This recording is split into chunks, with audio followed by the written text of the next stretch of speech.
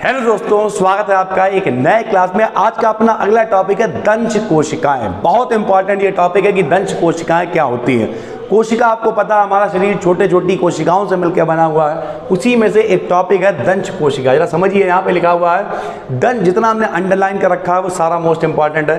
दंश कोशिका की थैलीनुमा रचना का प्रमुख भाग संपुट कहलाता है। यानी दंश कोशिका में एक थैलीनुमा भाग होता है जिसे हम लोग क्या कहते हैं, संपुट कहते हैं। संपुट के अग्र सिरे पर भित्ति भीतर की ओर धंसकर एक गड्ढे का निर्माण करती है जो झिल्ली द्वारा ढका रहता है। इस गड्ढे में पाई जाने वाली सूक्ष्म कणिकाओं में एक विशिष्ट पदार्थ हिप्नोटॉक्सिन नामक विष भरा रहता है।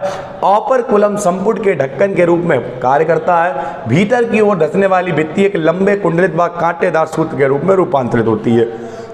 इस तरीके की होती है दंश कोशिका। ठीक है, प्रॉपर ये दंश कोशिका है, इसमें केंद्रक है, कुंडलित सूत्र है, बार है, दंशिका है, प्रच्छद्र है। सरल भाषा के अंदर कहें तो इसके अंदर हिप्नोटॉक्सिन नामक जो विष है वो भरा रहता है। और जिनमें भी ये पाई जाती हैं, जब इनका शिकार पास में आता है तो ये फट जाता है। बहुत जो इनकी कोशिकाएं जो फट जाती हैं और विष निकल के उस पर चला जाता है जो भी शिकार होता है, और फिर ये क्या करते हैं उसका समझ आइए आप।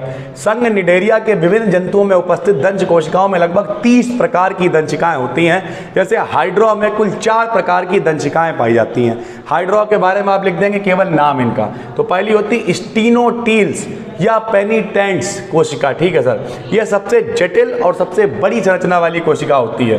दूसरी होती है होलोट्राइकस आइसोराइजेस। ठीक है, ये दंशिकाएं कुछ लंबी अंडाकार कुंद विहीन संरचनाएं होती हैं। इनका सूत्र लंबा व सिरे पर खुला होता है। बिल्कुल आसान लैंग्वेज हमने इस्तेमाल करी है। ठीक है, और बाकी ये बहुत इंपॉर्टेंट है। कुछ बच्चों का पेपर है कल, तो उन्होंने कहा आज ही बना दीजिए, इसलिए बना रहे, वरना तो ये भी हाथ से लिखा हुआ होता है। ठीक है, उसके बाद एट्राइकस आइसोराइजेस, ये कुछ छोटी होती हैं। और उसके बाद डेस्मोनीम या वॉल्वेंट, ये सबसे छोटी नाशपाती के आकार की गोल व अंडाकार होती हैं। ठीक है भाई, तो इस तरीके से इन सब चारों के नाम अगर आप नहीं लिख पा रहे हैं ये सब, तो कम से कम नाम तो लिख ही लीजिए। अगर हाइड्रा में पूछता है दंशिकाओं का दगना, उत्तेजित होने पर दंशिकाएं के सूत्र झटके के साथ अपारकुलम को धक्का देकर बाहर की ओर निकल आते हैं। इस प्रकार भीतरी पदार्थ एवं कांटे सूत्र के साथ दंशिका की बाहरी सतह पर आ जाते हैं। ठीक है, उसके बाद यहाँ पे लिखा हुआ हाइड्रा की दंश कोशिका। तो हाइड्रा की दंश कोशिकाओं के नाम अभी हमने पीछे लिखे थे, वही यहाँ पे लिखे हुए हैं।